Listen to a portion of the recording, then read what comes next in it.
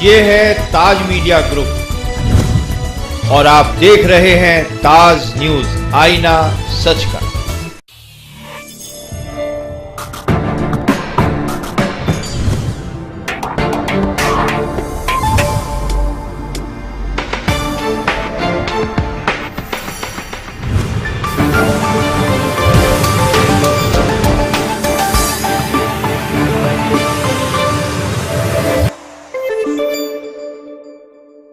नमस्कार, ताज न्यूज के इस बुलेटिन में स्वागत है आपका। मैं हूं मीनू सिंह और आइए खबरों की शुरुआत करते हैं सुर्खियों के साथ। शुरू हुआ भोलेनाथ के 1.25 करोड़ लिंगों का निर्माण कार्य। महाशिव यज्ञ में हजारों भक्तों के साथ पहुंचे फिल्मी कलाकार।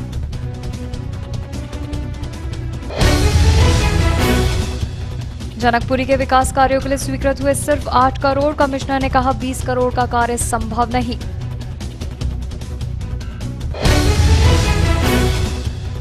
क्राइम ब्रांच की टीम के हाथ लगी बड़ी सफलता। 7 मोटरसाइकिल समेत 4 वाहन चोरों को किया गिरफ्तार।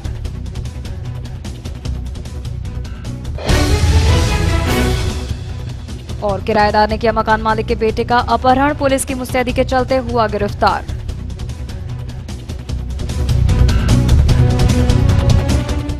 और अब खबरें विस्तार से।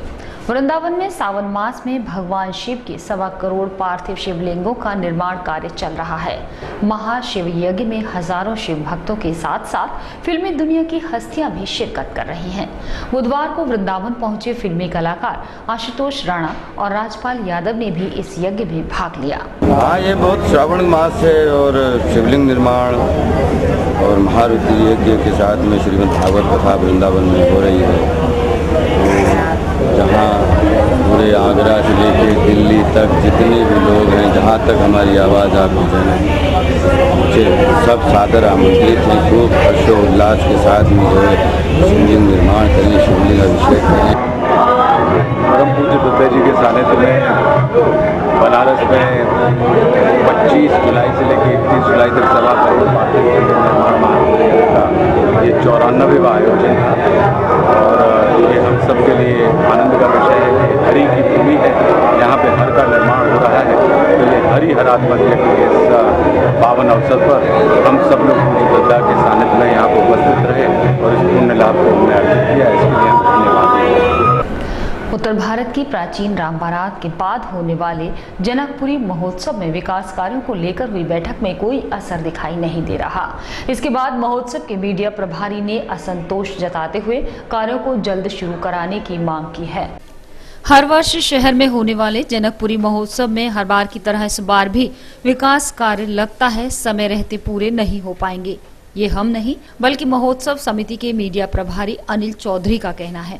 उनका कहना था कि न तो साफ सफाई व्यवस्था ठीक हुई है और न ही अन्य किसी तरह की व्यवस्थाएं यहाँ होती नजर आती हैं। जबकि जिलाधिकारी पंकज कुमार से मिले हुए करीब 1 माह बीत चुका है। इसके बाद भी कई और बैठकों का दौर चला, लेकिन आज तक विकास कार्य शुरू नहीं किए जा सके, जिससे आयोजकों में रोष है कि आखिर जिलाधिकारी की बैठक के बाद भी काम शुरू क्यों नहीं हो सका। ये एक बड़ा सवाल है। जिलाधिकारी महोदय ने जो मीटिंग बुलाई थी उसमें जो भी विकास कार्य होने हैं, रोड, नाली, बिजली, पानी, सफाई, अतिक्रमण और कहाँ कहाँ क्या क्या आयोजन होने हैं, उन सब का नक्शा समेत सारे प्रस्ताव दे दिए थे। डीएम साहब ने पहली मीटिंग ली, एडीएम साहब ने मीटिंग ली, उसके बाद में आयोजन स्थल पे भी मीटिंग हो चुकी है और आज भी अधिकारियों ने दौरा किया है। लेकिन ये भी सच है कि अभी किसी भी तरह का कोई विकास कार्य या सफाई कार्य शुरू नहीं हुआ है। इतना ही नहीं, उन्होंने ये भी बताया कि पिछले वर्ष हुए आयोजन के विकास कार्य आज तक अधूरे पड़े हैं, जिससे उन्हें इस बार दयालबाग में सजने वाली जनकपुरी महोत्सव की चिंता होने लगी है। लेकिन समिति के पदाधिकारी अब भी प्रशासन पर भरोसा बनाए हुए हैं कि जल्द ही विकास कार्य शुरू हो जाएंगे। लेकिन हमें उम्मीद है कि प्रशासन इस आयोजन को, जो पूरे उत्तर भारत का सबसे बड़ा आयोजन है, तो मुझे विश्वास है कि प्रशासन हमारे द्वारा दिए गए विकास कार्यों की सूची को जल्द से जल्द आयोजन से पहले पूरा करेगा। और आज से पहले जिस तरह से विकास कार्य समय पर या बाद में या अधूरे रह जाते हैं, मैं उम्मीद करूंगा इस बार प्रशासन से कि ऐसी स्थिति वो दयालबाग में ना आने दें। कोई भी विकास कार्य समय पे या समय के बाद ना रह जाए, या अधूरा ना रह जाए, समय से पूर्ण विकास कार्य हों, जिससे कि उनकी गुणवत्ता बनी रहे और 5-7 साल तक वो विकास कार्य क्षेत्र में दिखाई दें। गौरतलब है कि अधिकारी भी यहां का दौरा कई बार कर चुके हैं, लेकिन विकास का नाम अभी तक कहीं नजर नहीं आ रहा। बहरहाल देखना होगा कि ये विकास कार्य कब तक पूरे हो पाते हैं।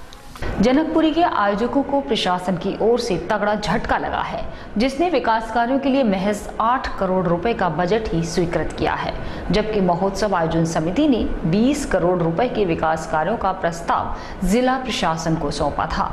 कमिश्नर प्रदीप भटनागर ने बताया कि आर्थिक कारणों के चलते 20 करोड़ के काम कराना संभव नहीं है। प्रस्तावित जनकपुरी आयोजन क्षेत्र में भ्रमण करने के बाद जिला पुलिस और प्रशासन के अफसर कमिश्नरी पहुंचे, जहां उन्होंने मंडलायुक्त प्रदीप भटनागर को अपनी रिपोर्ट सौंपी।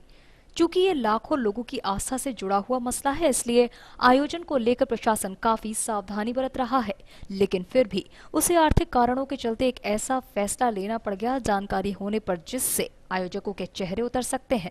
दरअसल समिति ने 20 करोड़ के विकास कार्यों के प्रस्ताव प्रशासन को सौंपे थे, मगर प्रशासन ने महज 8 करोड़ रुपया ही स्वीकृत किया है।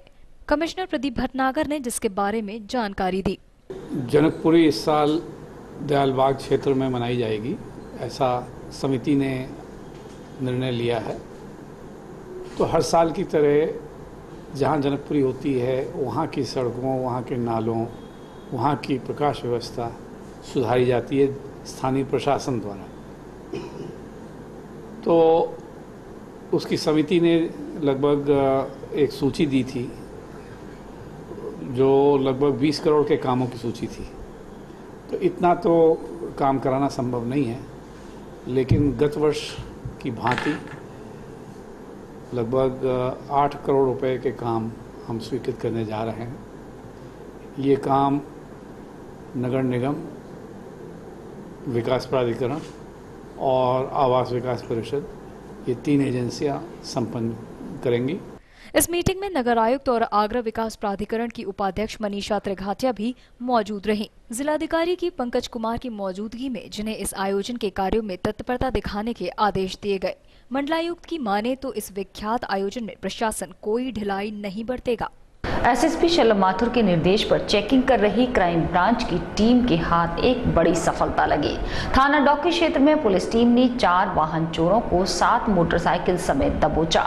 इस सफलता के लिए पुलिस कप्तान ने टीम के सदस्यों को 5000 रुपए के नगद इनाम की घोषणा की है। जनपद में हो रही आए दिन वाहन चोरी और लूटपाट जैसी घटनाओं पर रोकथाम लगाने के लिए वरिष्ठ पुलिस अधीक्षक शलभ माथुर द्वारा पुलिस अधीक्षकों से लेकर सभी क्षेत्राधिकारी समेत थाना प्रभारियों को चेकिंग के कड़े निर्देश दिए गए थे। शहर भर में चलाए जा रहे चेकिंग अभियान के दौरान पुलिस के हाथ बड़ी सफलता उस वक्त लगी जब मुखबिर की सूचना पर क्राइम ब्रांच और थाना डॉकी पुलिस द्वारा संयुक्त रूप से कार्रवाई कर 4 वाहन चोरों सहित 7 मोटरसाइकिलें बरामद हुई। क्राइम ब्रांच और थाना डॉकी पुलिस द्वारा एक वाहन चोरों का गिरोह पकड़ा गया है। इसमें 4 वाहन चोर पकड़े गए हैं, जिसमें 2 की क्रिमिनल हिस्ट्री भी है। इनके नाम शिशुपाल और अभियुक्त महेश हैं। इनके खिलाफ 8 मुकदमे चोरी के और नकबजनी के हैं। पुलिस को मुखबिर से सूचना मिली कि ये कुछ व्यक्ति गाड़ियां चुरा करके और इसे छोटे वाहन से ले जाकर बेचने की फिराक में है। इस सूचना पे हमारी दोनों टीम ने जा करके वहाँ पे दबिश दिया और इन 4 अभियुक्तों को गिरफ्तार किया तथा 7 मोटरसाइकिल, जिसको भी आप लोगों ने कवर किया है, यहाँ से बरामद हुई है। इन अभियुक्तों को जेल भेजा जाएगा। वाहन चोरी करने वाले गिरोह के 4 सदस्य विगत कई वर्षों से इन घटनाओं में लिप्त हैं। 4 वाहन चोरों पर पहले से ही अन्य थानों में अनेकों मामले भी दर्ज हैं। किराए पर रहकर अपने ही मकान मालिक के मासूम बेटे का अपहरण करने वाले किराएदार को पुलिस ने राजस्थान के भरतपुर से धर दबोचा है। अपहरणकर्ता द्वारा मासूम की फिरौती के एवज में परिजनों पर अनैतिक दबाव डाला जा रहा था। ये मामला थाना फतेहपुर सीकरी क्षेत्र का है। पुलिस अभिरक्षा में खड़ा ये शातिर अपहरणकर्ता कुछ मायनों में अनोखा भी है। अपहरण के बाद फिरौती में रकम और जायदाद की कहानी खूब सुनी होगी और देखी भी होगी, लेकिन इस सिरफिरे अपराधी ने बच्चे के अपहरण की फिरौती में बच्चे की मां को ही मांग लिया। मामला थाना फतेहपुर सीकरी क्षेत्र का है। सिरफिरे ने अपने ही मकान मालिक के 9 महीने के पुत्र का अपहरण कर लिया। पुलिस टीम ने सक्रियता दिखाते हुए सर्विलांस की मदद से अपहृत बच्चे को आरोपी समेत भरतपुर स्टेशन पर धर दबोचा। ले गया था। क्या नाम है उसका? सूखा और मेरे बच्चा को ले आया था। अच्छा। और मतलब मुझसे यहाँ बोला तो मेरे बच्चा को लेने आया तो मेरे पास आया। अच्छा। मैंने मना करी, मैं नहीं आऊँगा लेने के लिए। तो मुझे 2-4 दिन बाद बोले कि नहीं आ गई तो मैं तेरे बच्चा को क्या तो मतलब बेच दूंगा, नहीं हो तो बेच दे दूंगा। किराएदार था, हमारे बच्चे को उठा ले गया। हमने कि पैसा चाहिए, पैसा बता दो। नहीं, अपनी बीवी को भेज दो, बच्चा चाहिए तो बस ये बात। किराएदार मुझे ले गया था। हाँ, राजेश। अच्छा। सूखा। थाना फतेहपुर सीकरी में 23 तारीख को ये सिंटू है, सिंटू का 9 माह का बच्चा था। उसी के मकान में किराए पे रहने वाला राजेश और सूखा ने उसके 9 माह के बच्चे को उठा ले गया है और किडनैपिंग कर ली थी। इस संबंध में फिर एक टीम गठित की गई एसओ फतेहपुर सीकरी के निर्देशन में और 30 तारीख को आज इसने अभियुक्त को बच्चे के साथ बरामदगी करते हुए अभियुक्त को गिरफ्तार किया है। ये इसके द्वारा बताया गया कि जो बच्चे की मां है उसको कह रहा था कि बच्चे के बहाने वो उसको भगाना चाह रहा था कि तुम मेरे पास आ जाओ। प्रेस वार्ता के दौरान एसपी आरए बबीता साहू ने घटनाक्रम को विस्तार से बताया। पुलिस लाइन में अपनी गोद में लिए खड़ी मां और पिता दोनों घटना के बाद सहमे से दिखाई दिए। किराएदार की इस बेहुदा हरकत ने एक बार फिर से कई अहम सवाल खड़े कर दिए हैं। पुलिस अधिकारियों के मुताबिक आरोपी अपहृत बच्चे की मां से एक तरफा प्यार करने लगा था। और इसी खबर के साथ ले रहे हैं एक छोटा सा ब्रेक।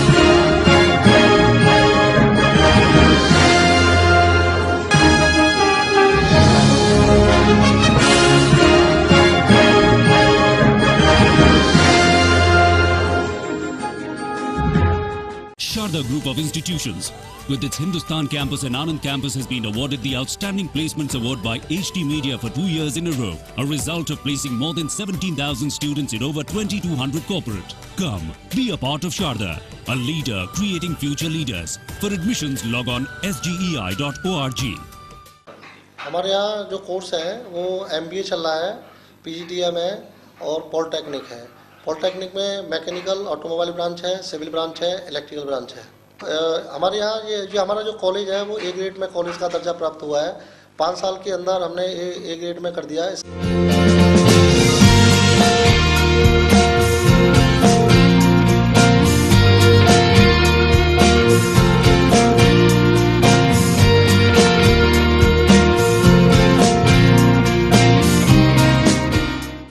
इस कॉलेज का जो मैनेजमेंट है, जो हमें दिया गया है, जो हमें फील दिया गया है, वो पूरी तरह से परफेक्ट है।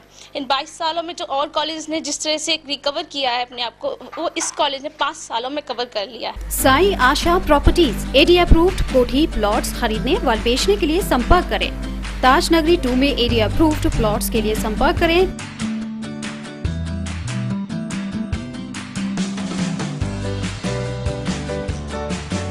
पवन Goyal, Sai Asha properties, shop number 56, Sopuda road, AD height, crossing Taj Nagari 2, Agra. Mobile number 9719000022।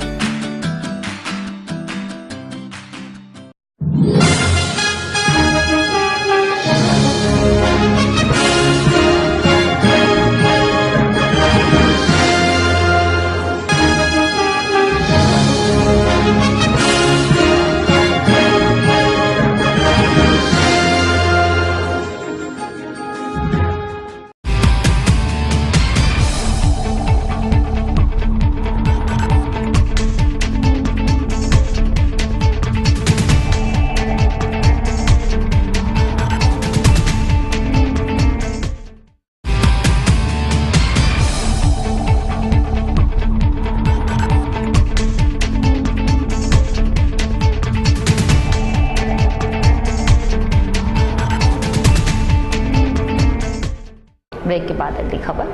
Lohia गांव के सत्यापन के बाद कई गांव में पाई गई खामियां।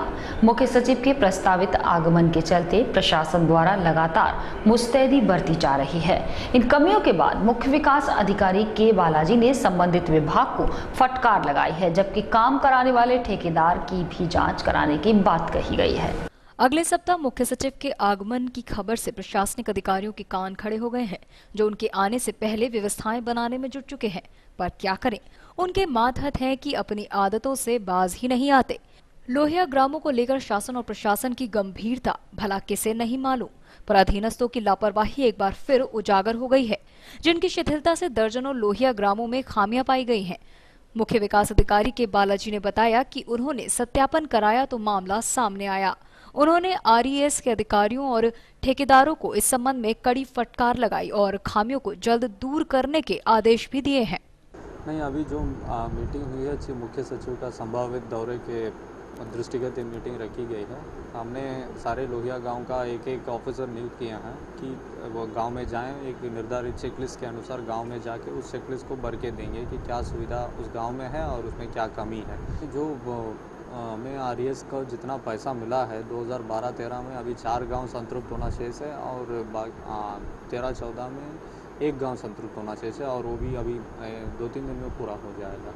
इसमें संबंधित लाइन आरईएस को सख्त निर्देश है कि अपने ठेकेदार को बिल्कुल टाइट कर रखें ताकि जो भी शासन का प्राथमिकता का काम है जल्दी पूरा हो जाए। और फिर भी कहीं कहीं कुछ लापरवाही का आती ही है और उसमें हम सख्ती से कार्रवाई कर रहे हैं और पूरा काम जो जितना पैसा मिला है उसके अगेंस्ट पूरा काम इस महीने के अंदर पूरा हो जाए। ग्रीनफील्ड एक्सप्रेसवे योजना के लिए किए जा रहे अधिग्रहण में किसानों ने अपनी जमीन देने से इनकार कर दिया है। उन्होंने अपनी जमीन को दिए जा रहे सरकारी मुआवजे से कई गुना महंगा बताया और अधिकारियों से अधिग्रहण न करने का अनुरोध किया। किसानों की माने तो शासन और प्रशासन ने इसकी अनसुनी की तो वो सड़कों पर आकर बात करेंगे। प्रदेश सरकार द्वारा प्रस्तावित तमाम योजनाओं के एक के बाद एक कर ठंडे बस्ते में पड़ने की संभावनाएं दिनों दिन बढ़ती जा रही हैं, जिन्हें जनपद वासियों का यथोचित समर्थन नहीं मिल रहा। इनर रिंग रोड का मसला अभी पूरी तरह से सुलझा भी नहीं था कि ग्रीनफील्ड एक्सप्रेसवे योजना की कार्रवाई से किसानों का पारा 7वें आसमान पर है, जिन्हें जिला प्रशासन की कार्रवाई से कोई इत्तेफाकी नहीं है। उन्होंने प्रशासन से न केवल अपनी जमीन देने में असमर्थता जता दी, बल्कि प्रशासन से भी प्रावधानों के अंतर्गत जमीन न लेने की गुहार लगाई।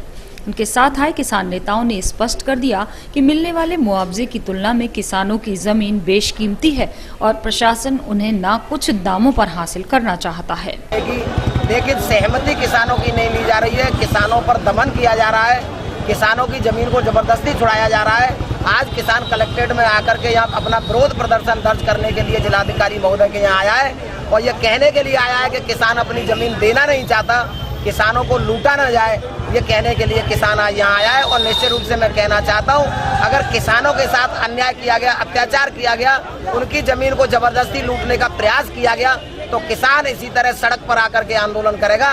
किसान चैन से नहीं बैठेगा। किसानों की भूमि, हम लोगों की भूमि सरकार बिल्कुल सस्ते रेट में लेना चाह रही है, किसान बर्बाद हो जाएगा।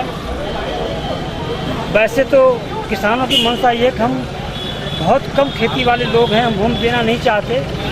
सरकार को चाहिए था कि जो ऊसर भूमि है, बेहड़ी भूमि है, वहाँ होकर के एक्सप्रेसवे को निकालती ज़्यादा बेहतर रहता। लेकिन बहुत ही उपजाऊ भूमि हमारे गांव सभा की दी जा रही है और उसका सर्किल रेट भी बहुत कम मात्रा में उसको किसानों को देने की मंशा सरकार की है। इस भूमि को देने के लिए किसान कतई तैयार नहीं है, मर सकता है लेकिन जमीन नहीं दे। भारतीय जनता पार्टी के निशाने पर है जल निगम विभाग और उसके आला अधिकारी। पार्टी के जिला महामंत्री प्रेमचंद्र कुशवाहा ने जिनके खिलाफ मोर्चा खोल दिया है। जिला प्रशासन से की गई शिकायत में भाजपा नेताओं ने बताया कि ग्रामीण पेयजल योजना में अधिकारियों ने ठेकेदारों से साठगांठ कर लाखों रुपए के वारे न्यारे किए हैं। उन्होंने प्रशासन से जांच कराने की मांग की है। ग्रामीण पेयजल योजना में वर्ष 2011 में तत्कालीन बसपा सरकार के कार्यकाल में करोड़ों रुपए का भ्रष्टाचार किया गया। भारतीय जनता पार्टी ने ये आरोप लगाते हुए दोषी अफसरों के खिलाफ कार्रवाई की मांग की है। पार्टी के कार्यकर्ताओं ने इस संबंध में जिला मुख्यालय पर प्रदर्शन किया और सरकार के जिम्मेदार लोगों को पूरे प्रकरण से वाकिफ कराया। उन्होंने बताया कि जल निगम अधिकारियों ने तहसील सदर के अंतर्गत आने वाली रोहता गांव की पेयजल योजना में ठेकेदार के साथ मिलकर करोड़ों रुपए का गड़बड़ झाला किया है। रोहता पेयजल योजना का सन 2011 में बनाई गई थी। करोड़ों रुपए की योजना थी। इसमें जल निगम के अधिकारी कर्मचारियों ने ग्राम प्रधान और पंचायत सेक्रेटरी से मिलकर के मिली भगत करी है और करोड़ों रुपए की योजना भ्रष्टाचार के भेद चढ़ गई। आज तक एक भी दिन ना तो पानी सप्लाई हुआ, करोड़ों रुपए की जो मशीनरी थी वो चोरी हो गई। तो आज उसको लेकर के हम लोग मुख्यमंत्री को संबोधित ज्ञापन जिला अधिकारी महोदय को देने आए, जिसमें दोषी जल निगम के अधिकारी ग्राम प्रधान के खिलाफ अभियोग पंजीकृत करने की मांग की गई है और पुनः पेयजल व्यवस्था को सुचारू करने की मांग की गई है। भाजपा नेताओं की माने तो दोषी लोगों ने गांव के प्रधान और पंचायत के सचिव के साथ मिलकर इस घपले को अंजाम दिया था, जिन्होंने इस मामले पर पर्दा डालने में उनकी मदद की। भाजपाइयों ने इस प्रकरण में केस दर्ज करने के लिए जिला प्रशासन से अपील की है। शहर में संचालित होने वाले हॉस्पिटल्स और पैथोलॉजी सेंटर्स के लिए अनिवार्य किए गए पंजीयन को न तो हॉस्पिटल संचालक गंभीरता से ले रहे हैं और न ही पैथोलॉजी संचालक। इसके बाद अब निगम सीएमओ को पत्र लिखकर शहर में संचालित हॉस्पिटल्स और पैथोलॉजी सेंटर्स की सूची मांग रहा है, जिससे संचालकों पर अग्रिम कार्रवाई की जा सके। आदेश के बाद भी हॉस्पिटल और पैथोलॉजी सेंटर संचालक अपनी मनमानी से बाज नहीं आ रहे हैं। बार बार आदेशों के बाद भी आज तक कई हॉस्पिटल और पैथोलॉजी संचालकों ने अपने प्रतिष्ठान का पंजीयन नहीं करवाया है, जिसके चलते अब नगर निगम सख्ती बरतने के मूड में नजर आ रहा है। पर्यावरण अभियंता राजीव राठी ने सीएमओ को एक पत्र लिखकर शहर में संचालित हॉस्पिटल और पैथोलॉजी सेंटर्स की लिस्ट मांगी है, ताकि उन पर अग्रिम कार्यवाही की जा सके। अदर जो यूनिट हैं जहां पर बायोमेडिकल वेस्ट का किसी न किसी रूप में जो है वो उसकी उत्पत्ति होती है, तो क्योंकि उसका एक समुचित डिस्पोजल उसका आवश्यक है। 1998 बायोमेडिकल वेस्ट हैंडलिंग रूल्स का किसी प्रकार का उल्लंघन उसमें ना हो, इसकी व्यवस्था के लिए ये व्यवस्था दी गई है कि उनका पंजीकरण नगर निगम में हो और वो दत्त एंटरप्राइजेज के यहाँ बायोमेडिकल वेस्ट में ऑथराइजेशन जरूर कराएं। जब से ये कुछ दिन पहले इस पर कुछ स्टे था, वो स्टे शासन द्वारा वैकेट कर दिया गया। उसके बाद ये सूचना प्रकाशित की गई थी। मैक्सिमम हॉस्पिटल्स और नर्सिंग होम्स इसमें टर्न अप हो रहे हैं। बहुत सारे लोगों ने इसमें रजिस्ट्रेशन करा लिया है, लेकिन अभी भी कुछ लोग ऐसे हैं, यूनिट ऐसी हैं जिनके द्वारा रजिस्ट्रेशन नहीं कराया गया है। इस संबंध में सीएमओ साहब के यहाँ एक पत्र नगर निगम के माध्यम से लिखा गया है, जिसमें उनसे टोटल हॉस्पिटल्स और नर्सिंग होम की डिटेल मांगी गई है। जैसे ही वो डिटेल हमारे पास आ जाएगी, उसके बाद फिर इसमें जो है वो नगर निगम स्तर पर एक टीम बनाकर उसमें कार्रवाई की। गौरतलब है कि करीब 1 माह पहले ही नगर निगम ने शहर के सभी हॉस्पिटल और पैथोलॉजी सेंटर्स को पंजीयन कराने का आदेश दिया था, जिसमें से ज्यादातर हॉस्पिटल और पैथोलॉजी सेंटर संचालकों ने अपना पंजीयन करा लिया। बहरहाल देखना अब ये होगा कि जिन लोगों ने अपना पंजीयन नहीं करवाया है, उनके खिलाफ निगम क्या कार्रवाई करता है। 10 वर्षों से इंतजार कर रहे शिक्षा मित्रों को सहायक अध्यापक बनाकर नियुक्त किया जा रहा है। बुधवार को बीएसए कार्यालय पर एकत्रित हजारों शिक्षा मित्रों ने नियुक्ति काउंसलिंग कराई। 3,500 रुपए पगार पर बरसों से पढ़ा रहे शिक्षा मित्रों के शायद अब दिन अच्छे आ गए हैं। वर्षों से शिक्षा मित्रों के रूप में बेसिक विद्यालयों में पढ़ा रहे लोगों के अब अच्छे दिन आ चुके हैं। प्रदेश सरकार ने बीटीसी उत्तीर्ण शिक्षा मित्रों को सहायक अध्यापक के पद पर समायोजित करने का फैसला ले लिया है। शासनादेश के बाद प्रथम चरण में प्रदेश भर के 58,000 शिक्षा मित्रों को समायोजित किया जा रहा है। सहायक अध्यापक बनाने के लिए इन्हें टीईटी यानी अध्यापक पात्रता परीक्षा से मुक्त रखा गया है। हालांकि अभी कुछ दिनों पहले ही प्रदेश सरकार के इस फैसले के खिलाफ उच्च न्यायालय में वाद दाखिल किया गया है, जिस पर अभी फैसला आना बाकी है। बेसिक शिक्षा सचिव के आदेशानुसार नियुक्ति पत्र पर उच्च न्यायालय के फैसले का साफ उल्लेख किया जा रहा है।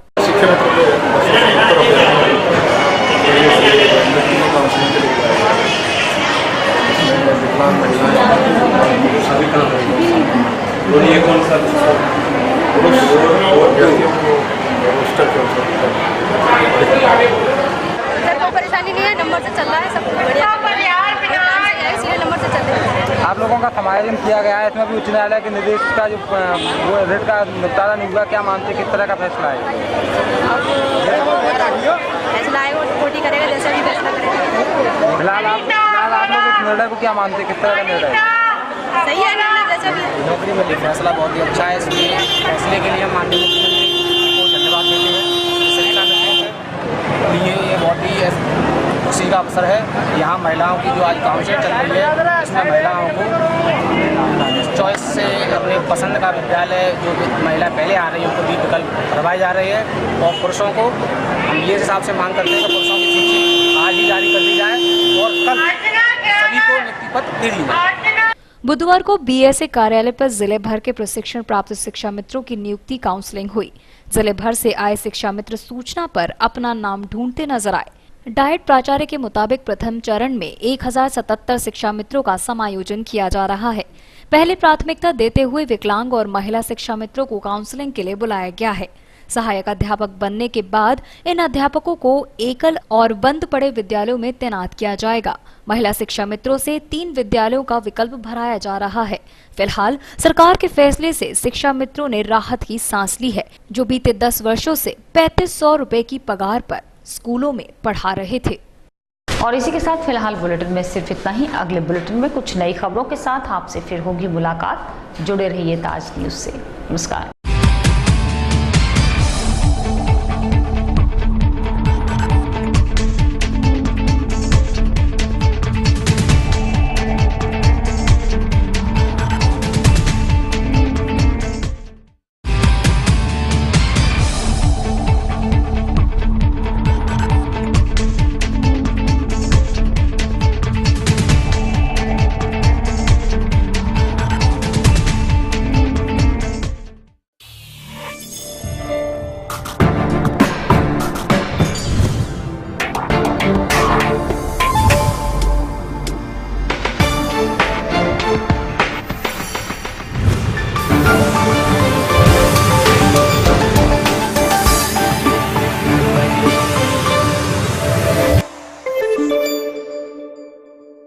ये है ताज मीडिया ग्रुप और आप देख रहे हैं ताज न्यूज, आईना सच का।